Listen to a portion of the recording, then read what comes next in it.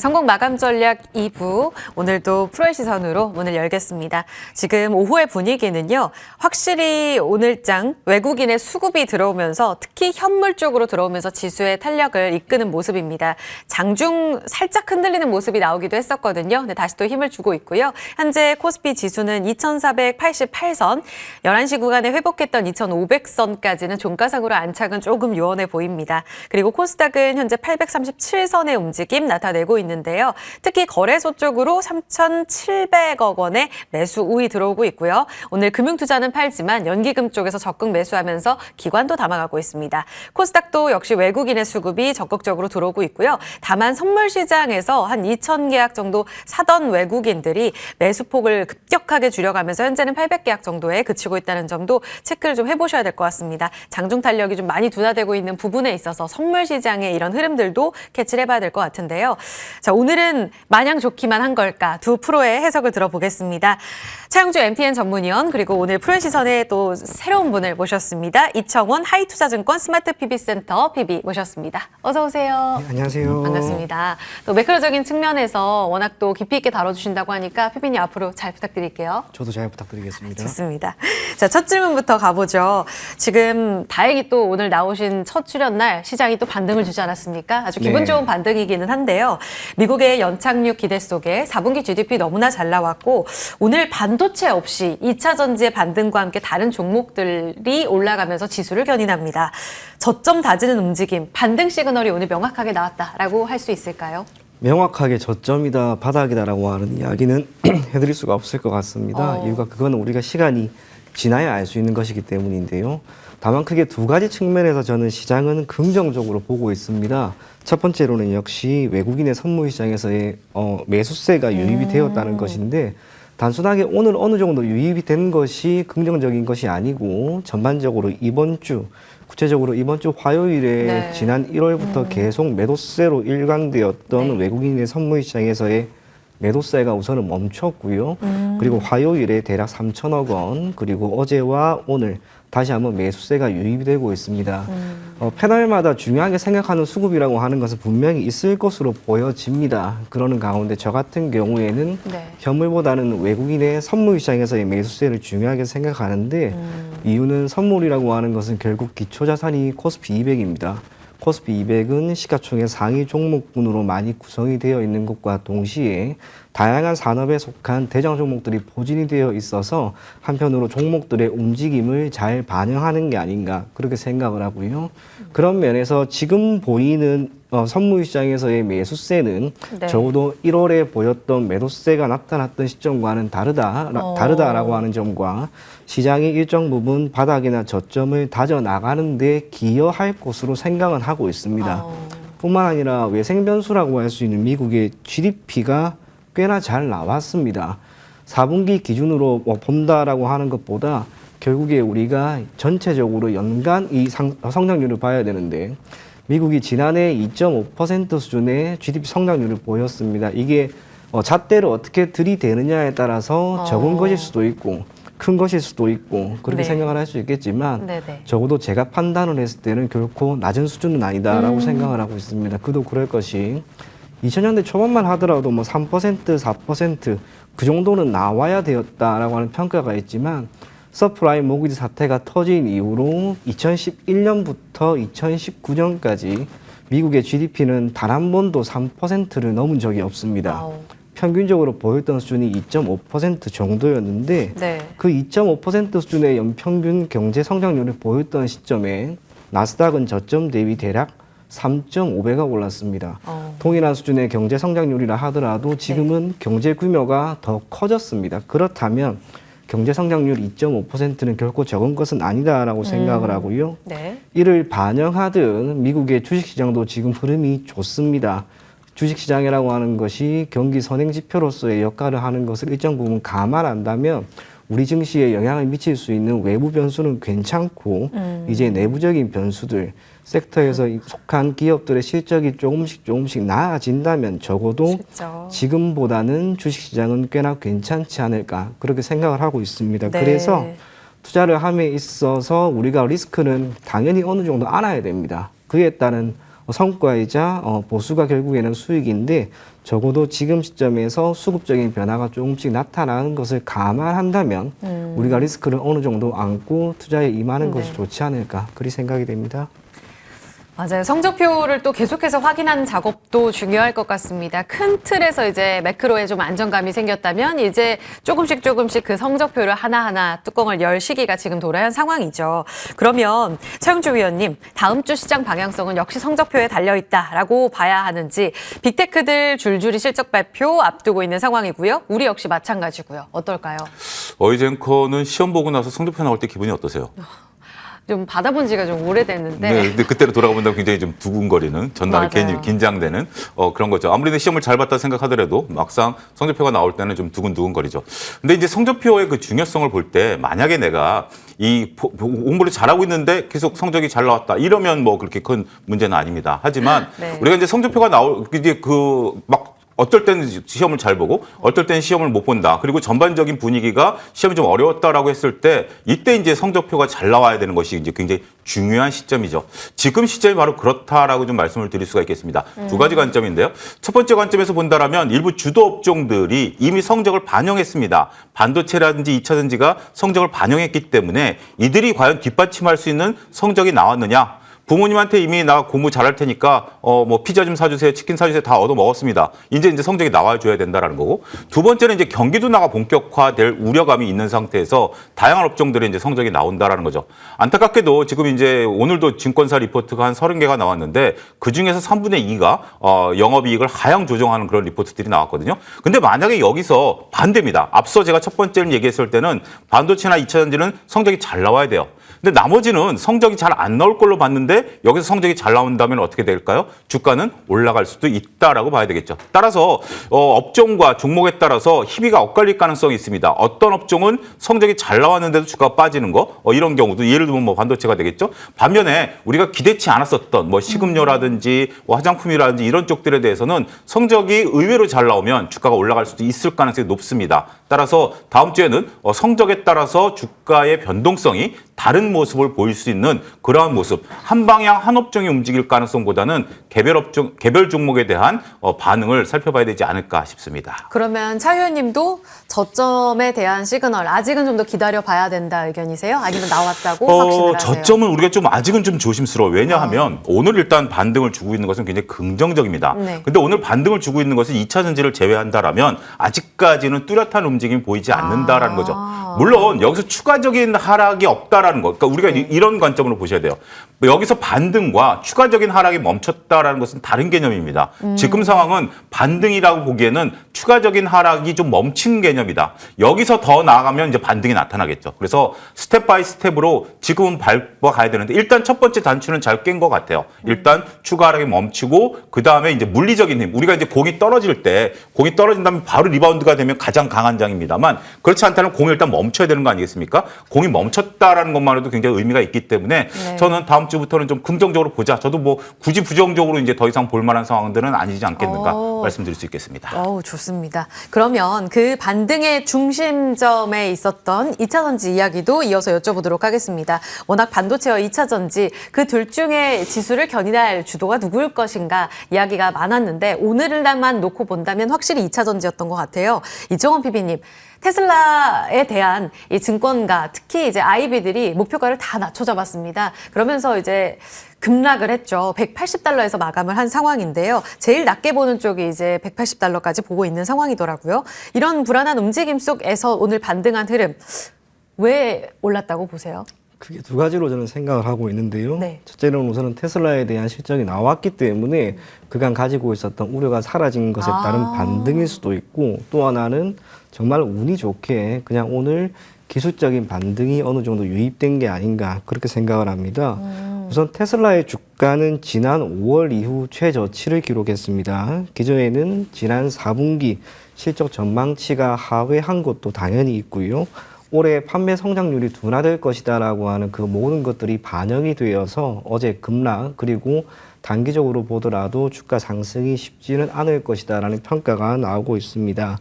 뿐만 아니라 다양한 증권사에서 테슬라에 대한 목표치와 투자 의견을 어느 정도 하향 조정한 것도 영향을 미친 것으로 보여지기 때문에 네. 테슬라의 주가나 실적이라고 하는 부분은 시간을 두고 우리가 한번 기다려볼 필요가 있지 않을까 그렇게 생각을 하고요. 한편으로는 다행일 수도 있겠습니다. 오늘 2차 전지 관련된 기업들의 주가가 그래도 오르고 있다는 것. 네. 앞서 이야기한 것처럼 불확실성이 어느 정도는 해소되었기 때문에 오르는 네. 것일 수도 있고 그리고 기술적 반등이 말 그대로 오늘 나오는 것일 수도 있습니다. 하지만 전반적으로 우리나라에 있는 2차 전지 관련된 기업들의 실적 전망이 그리 밝지는 않고요. 네. 주가도 이를 기반으로 해서 지난 7월 이후로 계속 약세 국면에 놓이고 있습니다. 중간중간 기술적 반등이 나오는 시점은 있었으나 그거를 추세로 이어가지는 못하고 있는 상황입니다. 아마 지금도 큰 차이는 없을 것이다 라고 생각을 하고요. 그럼에도 불구하고 여전히 2차 전지를 계속 보유하고 계신 분들은 많이 있습니다. 네. 그렇다면 그분들은 매우 긴 시간 장기 투자를 하거나 그게 아니라면 외국인과 기관이 동시에 들어오는 시점에 맞추어서 조금씩 분할 매수를 하는 관점으로 접근을 한다면 그래도 매수 가격에 따라 다르겠지만 지금 정도 수준이면 어느 정도 나올 수 있는 그런 희망은 있지 않을까 그렇게 생각을 하고 있습니다. 전반적으로 2차 전지에 대한 투자 의견을 제시하는 건 사실 어렵습니다. 추세가 지금 좋지 않기 때문에 그쵸. 상대적으로 기타 반도체나 다른 섹터에서의 움직임이 나온다면 오히려 소외감도 느낄 수 있습니다. 네. 그래서 당분간은 2차 전지는 여러분들이 조금은 관망만 하시고요. 보유하고 계신 분들은 이렇게 반등이 나올 때 일정 부분 비중을 축소하거나 네. 매도를 하는 전략이 괜찮지 않을까 그리 보여집니다. 그래요. 근데 또 이렇게 강하게 올라가면 기대를 걸게 됩니다. 진짜 어려운 것 같아요. 아마 많은 분들이 이젠 정말 저점이 나왔어 라고 확신하는 그런 시그널로 해석을 많이 하실 것 같은데 일단 좀 보수적인 의견도 들어봤어요. 그러면 차 의원님, 오늘 LG 에너지 솔루션 확정 실적에 대해서 어떻게 보셨는지 컨센을 44% 하회했지만 주가는 4% 가깝게 올라가면서 외국인도 엔소를 모처럼 만에 또 담아가고 있습니다. 북미 사업 성과가 이제 올해에는 본격화될 것이다라는 해석들도 있던데 이 때문에 가는 거예요? 이제 앞으로가 좋다? 일단 실적만 놓고 보면 좀 긴장해야 됩니다. 왜 이렇게 긴장을 해야 되냐면 우리가 이제 그동안에 이제 뭐 에코프로라든지 다른 쪽들의 이제 실적이 나왔을 때는 매출은 늘었어요. 네. 매출은 늘었는데 영업이익이 줄어들었거든요. 그러면 이게 무슨 얘기냐면 계속해서 물건을 더 잘 팔고 있어요. 그런데 리튬 가격이라든지 이런 원소재 가격이 떨어지면서 전반적으로 이익이 줄어들었다라는 겁니다.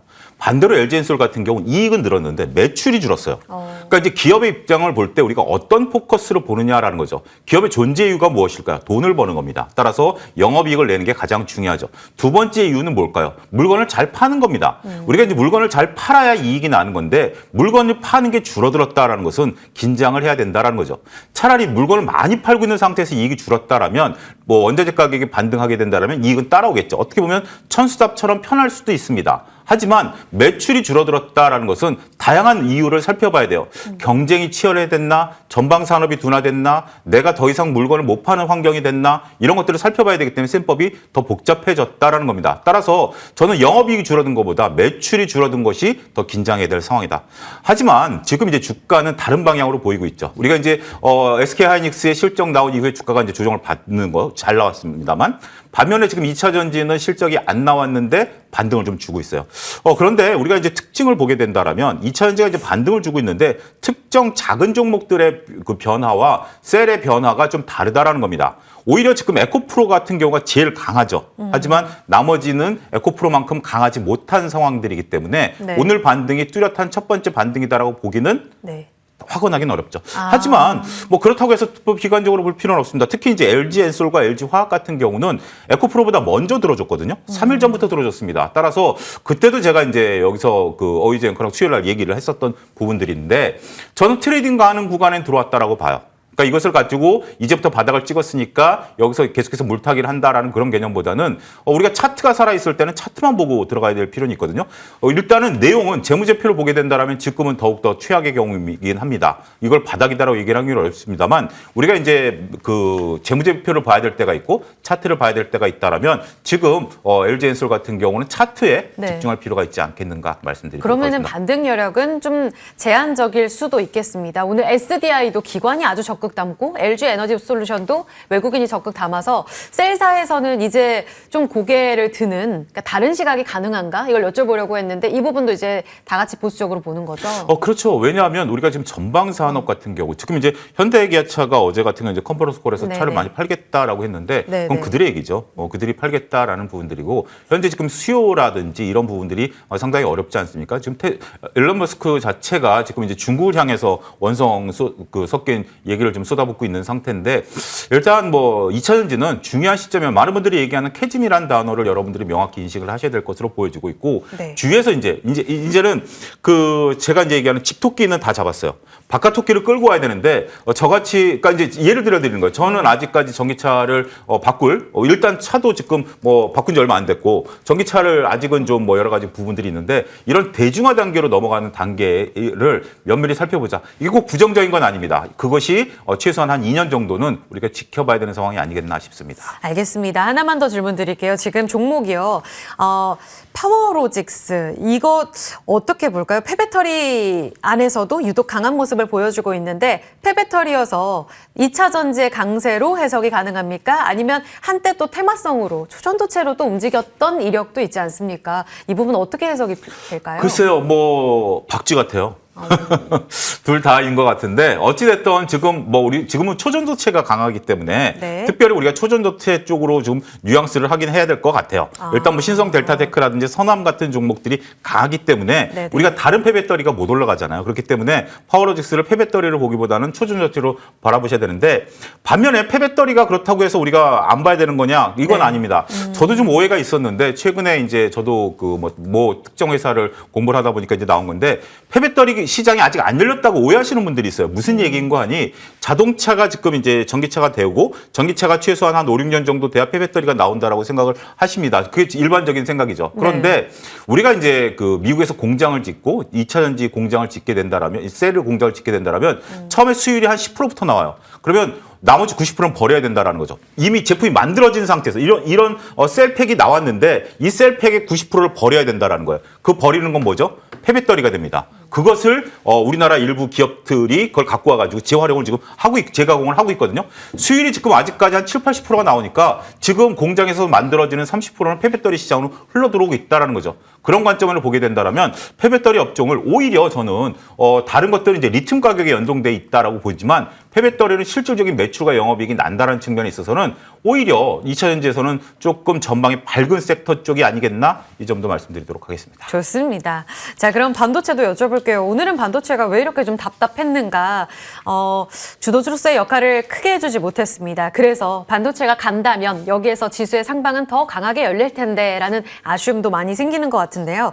인텔 먼저 여쭤보겠습니다. 인텔이 실적이 나왔죠. 그런데 가이던스에 대한 실망감 굉장히 컸습니다. 그러면서 시간의 거래선 10%의 급락. 이거 향후 가이던스에 대한 이런 전망 때문에 실망했다라고 해석하는 것이 맞는 건지 반도체주 전체적으로 조정이 확산될 여지도 있는 거예요? 둘 다 저는 그렇다라고 생각을 하고 있습니다. 우선은 인텔의 영향이라고 하는 것을 배제할 수는 없습니다. 인텔의 1분기 실적 전망이 일정 부분 부정적으로 나오는 것, 이 영향은 분명히 있다라고 생각을 하고요. 구체적으로 인텔의 1분기 실적 전망이 시장 전망치 143억 달러, 그 매출에 미치지 못하는 수준으로 우선은 나왔습니다. 그러다 보니 시간 외에서 10% 정도 하락하는 모습을 보이고 네. 있는데요. 이에 따른 영향이 오늘 반도체주, 특히 AI라든지 온디바이스 이와 관련된 기업들의 주가 하락을 견인하고 있는 게 아닌가 그렇게 생각을 하고 있습니다.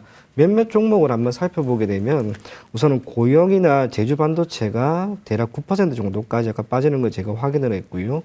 네오셈 메이펙트 같은 경우에도 6% 정도 수준, 주성 엔지니어링 같은 경우에도 6% 정도 빠지고 있습니다. 다만 우리가 생각할 것은 이렇게 오늘 관련된 기업들의 주가 약세 흐름이라고 하는 것이 단순하게 인텔이라고 하는 기업의 가이던스, 그 단일 변수에 의해서 결정되는 것은 아니다라고 하는 점. 그리고 최근에 조금 전에 제가 이야기했던 종목들의 움직임이 매우 좋았습니다. 구체적으로 뭐 고영이나 네오셈, 에이펙트 거의 대다수 2배 이상 올랐던 기업들이 많고요. 제주반도체 같은 경우에는 지난 12월 저점 대비 6배 정도가 올랐습니다. 그러면 이렇게 크게 주가가 올라가는 가운데 당연히 변동성도 커지게 되었고 네. 주가가 하락하는 가운데 변동성도 커질 수밖에 없습니다. 어제 장 초반부터 약간의 조정이 나오기 시작을 했습니다. 그게 네. 오늘 조금 더 커진 게 아닌가 그렇게 생각을 하고요. 또 고영 같은 경우에는 어제 주가 흐름이 괜찮았습니다. 그렇기 때문에 오늘 그 영향에 따라 주가가 하락하는 것이다라고 생각하시면 좋을 것 같습니다. 결론적으로 이야기해드리자면 인텔의 이 가이던스 외부 변수에 따른 충격이 있다 하더라도 네. 오늘 보이는 이 반도체 기업들의 주가는 결국 어제 혹은 최근 5거래일 동안의 주가 흐름 거기에 따른 영향이 오늘 받는 것이다라고 생각하시면 좋을 것 같습니다. 그럼에도 불구하고 여전히 시장은 반도체 종목에 대한 상승과 해당 섹터의 움직임에 대한 기대감이 큽니다. 시장이 올라가기 위해서는 우리나라 같은 경우에는 주력 산업인 반도체가 결국에는 올라가야 할 것이고 그쵸. 연초부터 이야기가 많이 나오고 있는 이 AI라고 하는 이슈 이제 태동 단계 정도라고 저는 생각을 하기 때문에 네. 계속해서 기회는 줄 수 있을 것이다라고 생각하는 점에서 여러분들이 당분간은 시장의 주도주는 반도체다라고 생각을 하시고 네. 반도체 위주로 계속해서 살펴볼 것을 권해드리겠습니다. 고영, 제주반도체 하락하는 움직임. 그동안 너무 달렸기 때문에 차익 실현의 움직임으로 해석을 해주셨고 오늘 IT 투톱이 흔들리는 건 인텔 영향도 무시할 수 없다. 그러면 이제 삼성전자와 SK하이닉스 성적표를 다 소화한 구간이잖아요. 그 다음 변곡점을 만들 이벤트는 무엇이라고 봐야 되는 건지 지금 샘 울트먼이 어제 한국 와서 오늘 오전에 이제 삼성 공장을 찾았다라는 내용까지 전해졌는데 오후에는 SK하이닉스와 협력도 있다고 하는데 논의를 할 거라고 하는데 우리가 기대하는 그 뉴스는 또 나올 수 있을지도 궁금합니다. 차 의원님 어떻게 보세요? 일단 반도체는 이렇게 보셔야 될 것 같아요. 삼성전자와 SK하이닉스의 실적을 좀 확인하고 지금 네. 이제 주가의 변동성이 있는데 그렇게 크진 않아요. 그러니까 우리가 이제 최근에 며칠 올랐던 것들을 잠깐 조정받는 수준이지 이게 지금 빠진다라고 얘기하기는 좀 애매한 거 아니겠습니까? 그래서 일단 결국 삼성전자는 외국인 수급에 달려 있다라고 보여지고 하이닉스는 제가 그 실적 발표한 날 좀 빠질 때 건강한 조정에 이제 비유를 했었던 기억이 맞아요. 납니다. 그런 부분들인데 이거와 우리가 이제 앞서 지금 이제 PB님 말씀하신 고용과 제주반도체는 결이 다르죠. 이런 것들은 그동안에 이제 급등했었던 상황. 그러니까 이제 어떻게 보면 이벤트 드리븐과 관련해서 우리가 급등했었던 상황들이고 이것들이 지금 올라갈 때 제가 이제 말씀드렸던 기준점은 첫 번째 SK하이닉스, 두 번째는 제주반도체 두 가지를 말씀을 드렸는데 네. 제주반도체가 흔들립니다. 따라서 이제 중소형주들은 흔들릴 가능성이 커졌어요. 그러니까 변동성이 나타날 가능성이 있다라고 보여집니다. 따라서 이익을 실현하실 단계가 됐다라고 말씀드릴 수가 있겠습니다. 다행스러운 것은 SK하이닉스와는 결이 다르고 SK하이닉스가 버티고 있기 때문에 네, 저는 오히려 SK하이닉스를 모아가는 전략은 여전히 유효하다. 반도체는 전망이 긍정적이다. HBM과 관련해서 핵심은 긍정적이다. 하지만 제주반도체라든지 이런 것들은 그동안에 급등을 했었던 상황, 더군다나 이제 갤럭시 판매가 딱 이제 오픈이 됐죠. 이벤트 드리븐이 끝난 상황이에요. 자, 우리가 이제 뭐 좋은 소식인데 왜 빠져라고 한다라면 주가를 먼저 보세요. 그 좋은 소식이 들리기 전에 주가가 올라갔다라는 것은 이미 많은 분들이 그것을 기대하고 우리가 그런 거잖아요. 자, 우리가 일주일 뒤에 가족 행사가 있어요. 그럼 예약을 하잖아요. 이미 반영을 한 거예요. 근데 갑자기 여러분들 집에 딱 들어갔는데 오늘 무슨 날이야? 결혼기념일이야? 그러면 깜짝 놀라서 갑자기 일을 하는 거 아니겠습니까? 주식도 마찬가지입니다. 따라서 지금 이제 제주반도체 같은 경우는 일주일 전에 결혼기념일을 예약한 거예요. 그런 상황이기 때문에 우리가 이제 그런 부분들에 대한 차이점을 명확히 인식하셔야 되지 않을까 싶습니다. 그러면 말씀하신 전 그 분리시켜서 어떻게 전략을 여쭤봐야 되나 했는데 다 말씀을 해주셨잖아요. 보보 반도체는 여전히 살아있지만 제주 반도체 꺾였고 대체로 온디바이스 AI라든지 그러니까 고공행진했던 종목들이 거의 다 오늘 꺾이는 모습을 보여주고 있습니다. 확산해서 전략을 여쭤보자면 이쪽도 다 챙기는 게 맞는 건가요? 그렇습니다. 일단 뭐 대장이 꺾였으니까. 일단 대장이 꺾였으니까 나머지들이 좀 살아있다라고 해서 안심하실 단계는 아니다라고 말씀드릴 수 있겠죠. 일단 제주반도체가 어제부터 이제 윗골을 다른 상태. 자, 제주반도체 차트를 한번 좀 띄워주셨으면 좋겠습니다. 저 차트를 보고 네. 여러분들이 제가 이제 차트를 볼 때 항상 드리는 팁이 저게 제주반도체다라는 생각을 갖지 마시고 차트를 한번 보십시오. 그러면 저 차트에서 지금 들어갈 수 있을까요? 라고 본다라면 쉽지가 않죠. 그렇기 때문에 그렇다라면 자, 내가 주식이 하나도 없어. 저 그림만 놓고 봤을 때 저 그림을 매수할 수 있는 관점은 아니야. 라고 한다라면 보유하고 계신 분들 입장에서는 이익을 챙기고 보는 것이 정답이 아니겠나 싶습니다. 저 마지막으로 하나만 더 여쭤보고 싶습니다. 갤럭시 S24 워낙 지금 초반에 흥행을 일으킬 만한 호평이 많이 나오고 있는데 오늘 갤럭시 부품 쪽 좋거든요. 게다가 PCB 쪽에서 뉴플렉스도 요즘 시세가 좋았었는데 상한가에 들어간 모습, 인터플렉스, 나무가, 캠시스 이거는 갤럭시 S24로 해석하는 게 맞습니까? 오늘 강한 이 흐름은 부품 쪽은 또 오래 쉬기도 했었잖아요. 이제 본격적으로 대세 상승이다라는 시그널일까요? 일단 기술적 반동으로 저는 생각해야 될 것 같아요. 우리가 첫 나올 때, 그러니까 우리나라 언론과 이제 그 대기업가의 어떤 그런 부분들 여러분 한번 생각해 보십시오. 그랜저가 처음 나오면 항상 사전 예매가 대박이다. 뭐 어떤 신제품이 나오면 사전 예매가 대박이다. 이런 뉴스들이 나오지만 특히 이제 게임 같은 경우도 무슨 첫날 다운로드가 뭐 역대 최고치였다라고 하지만 그런 것들이 흥행을 나타내는 시간은 우리가 일정 기간 좀 냉정히 지켜봐야 될 거 아니겠습니까? 저도 굉장히 관심이 있어요. 저도 지금 이거 아직 바꿀 때 안 됐습니다만 한번 바꿔볼까라는 심정은 있습니다만 한 번 더 곱씹어 보면 야, 이제 그 인공지능이 탑재됐으면 다음번 인공지능은 더 진화될 거 아닐까? 뭐 이런 생각도 할 수 있는 부분들도 있지 않아요? 저는 일단 그 좋다라고 봅니다. 좋다라고 보지만 이것이 새로운 트리거가 된다라는 측면은 좀 결이 다르다. 이렇게 정리해드리도록 하겠습니다. 알겠습니다. 오늘 코스닥의 강세 움직임 속에 HLB, 신성 델타테크 2차 전지의 강세 움직임 속 이 반도체가 확실히 좀 꺾이는 듯한 움직임을 보였거든요. 좀 기민하게 체크할 필요가 있을 것 같습니다. 단기적으로 많이 올랐던 종목들에 대해서도 보수적인 의견까지 들어봤습니다. 두 프로와 함께했습니다. 두 분 보내드릴게요. 이청원 PB, 차영주 MTN 전문위원이었습니다. 고맙습니다.